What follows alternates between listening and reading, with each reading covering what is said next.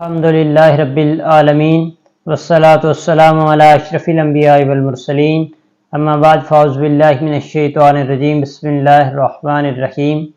اللہ تعالیٰ نے قرآن مجید میں ارشاد فرمایا، اے ایمان والو، یہود و نصارہ کو دوست نہ بناؤ، وہ آپس میں ایک دوسرے کے دوست ہیں، اور تم میں جو کوئی انہیں دوست بنائے گا وہ انہی میں سے ہے، بے شک اللہ تعالیٰ بے انصافوں کو راہ نہیں دکھاتا۔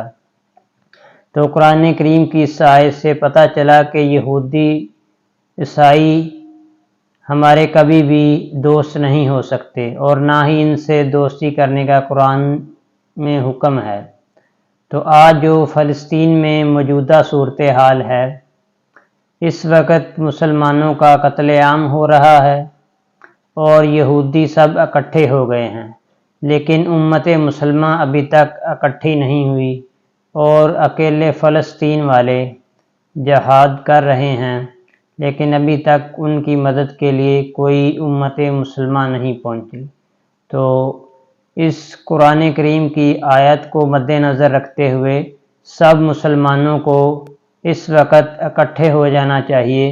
اور آپس میں بھائی چارے کا کردار ادا کرتے ہوئے فلسطین کی مدد کرنی چاہیے، اور اس کی جنگ میں ان کی مدد کر کے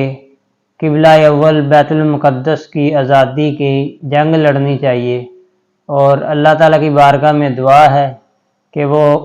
فلسطین کو آزادی کی بہاریں نصیب فرمائے۔